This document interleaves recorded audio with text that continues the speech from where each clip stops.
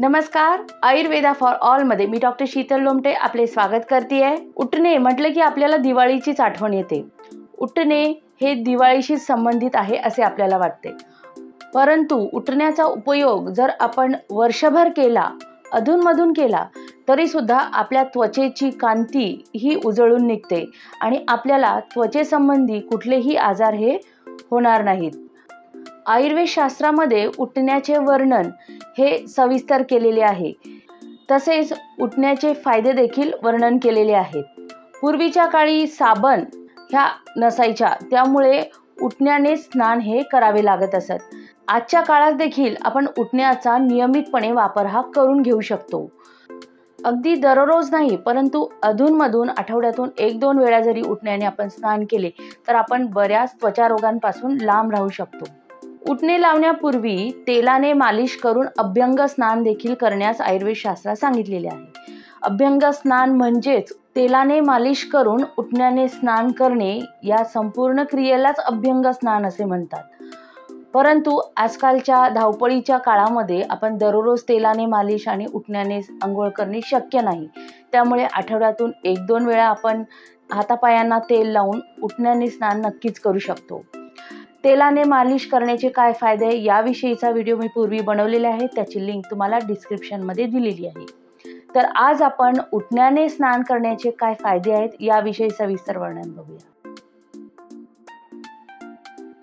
त्यापूर्वी Ayurveda for all या चॅनलला सबस्क्राईब केले नसेल तर सबस्क्राईब करा आणि बेल आयकॉन दाबा, जेणेकरून आपल्याला अशाच प्रकारचे नवीन व्हिडिओ बघायला मिळतील। उठण्याने स्नान करण्याचे फायदे यामध्ये सर्वप्रथम आहे की त्वचा ही नितळ आणि कांतिमय होते। त्वचेचा जो रंग आहे हा उजळतो। अगदी काळ्याचा गोरा नाही होणार, पण जे काही त्वचेचा रंग नैसर्गिक आपला आहे तो नितळ असा होतो।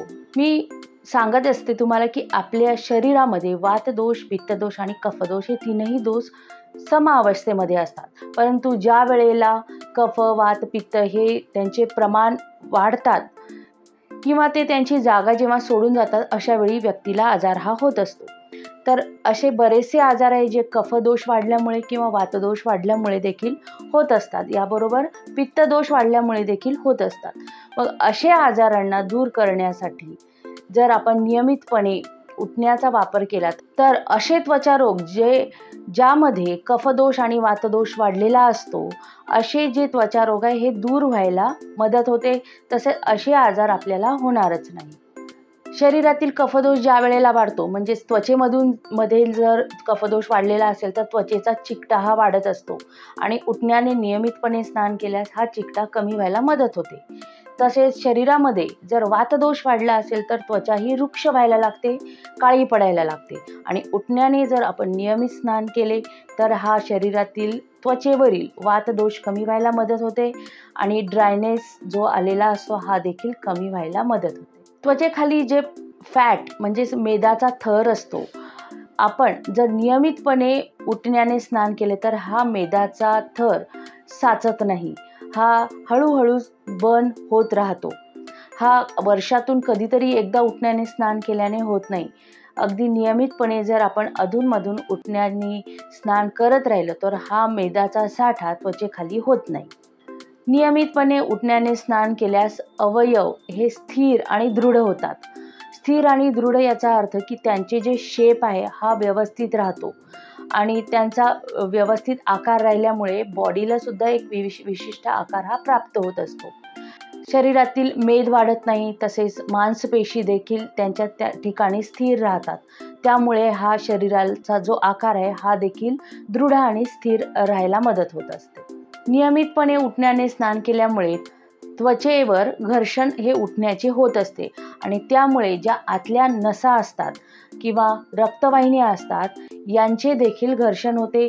त्यामुळे त्यांचे जे तोंड आहे हे नियमित मोकळे राहतात, त्यामुळे सर्क्युलेशन हे नियमितपणे होत राहते आणि याचमुळे रक्ताभिसरण म्हणजे सर्क्युलेशन नियमित राहिल्यामुळे आपल्या त्वचेवर कुठल्याही प्रकारचे रक्ताचे आजार हे होत नाहीत, म्हणजे त्वचेचे आजार देखील होत नाहीत। नसांचे देखील जे तोंड आहे हे मोकळे होत राहतात, त्यामुळे स्पर्शज्ञान देखील व्यक्तीचे चांगले राहते।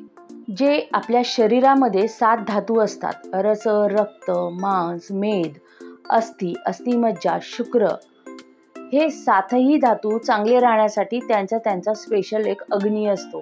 म्हणजे जसा आपला पाचक अग्नी असतो तसाच रस धातूचा म्हणजे त्वचेचा देखील एक अग्नी असतो की हा अग्नी जर चांगला राहिला तर त्वचा ही चांगल्या प्रकारची राहते, तिची कांती ही टिकून ठेवली जाते आणि दृढ अशी राहते.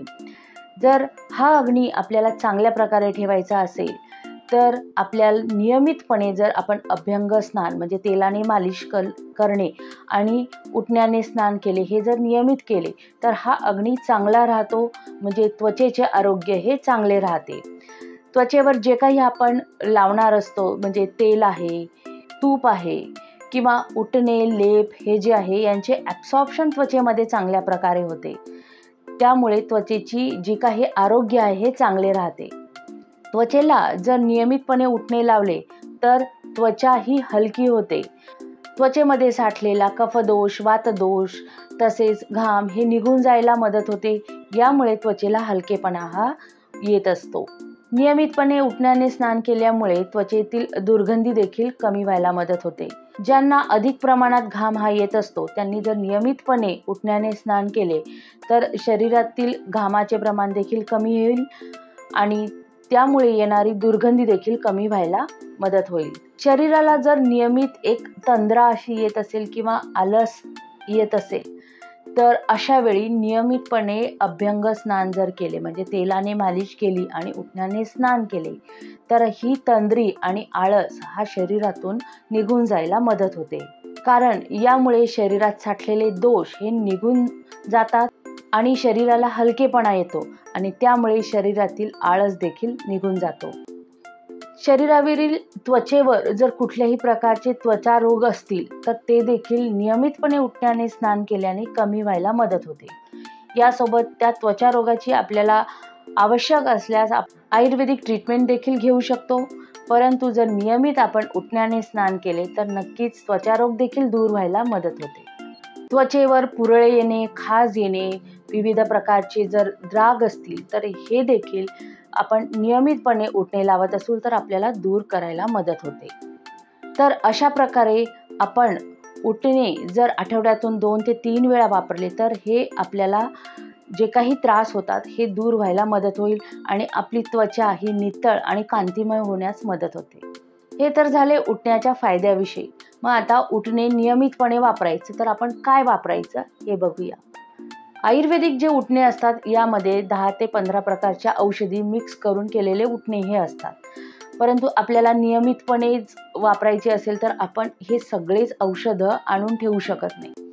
तर आपण मसूर डाळ पीठ, बेसन पीठ, तिळाचा कूट हे समप्रमाणात मिक्स करून ठेवावे आणि यामध्ये जे बाजारात उटणे मिळतात यामध्ये सर्व प्रकारच्या औषधींचे मिश्रण असते किंवा आपण एखाद्या आयुर्वेदिक डॉक्टरांकडे जाऊन त्यांच्याकडून उटणे मागून घेऊन ते सगळे यामध्ये मिक्स करून ठेवू शकतो आणि जसे आपल्याला वाटेल त्या प्रमाणात घेऊन नियमितपणे स्नानासाठी आपण हे वापरू शकतो.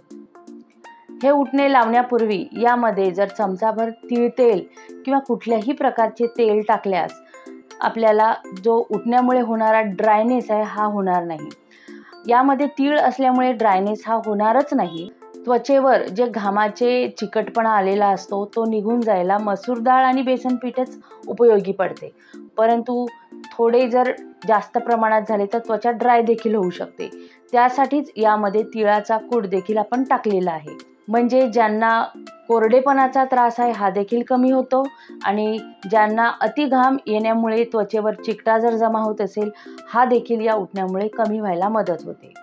या औषधींच्या मिश्रणाने बनलेले जे काही उटणे आहे हे जर टाकले तर आपल्याला त्वचा रोग आणि इतर रोगांपासून मुक्तता मिळते. यामध्ये आपण थोड्या प्रमाणात हळद देखील टाकून ठेवू शकतो. तर अशा प्रकारे आपण उटण्याचा वापर नियमितपणे वर्षभर देखील करू शकतो. केवळ दिवाळी आली म्हणून उटण्याचा वापर न करता आपण वर्षभर असे जे उटणे वापरल्यास आपल्याला त्वचा रोग देखील होणार नाही, आपली त्वचा देखील चांगली राहील.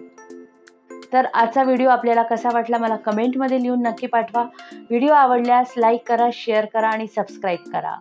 आपले काही प्रश्न असतील ते देखील आपण कमेंटमध्ये लिहून पाठवू शकता. धन्यवाद.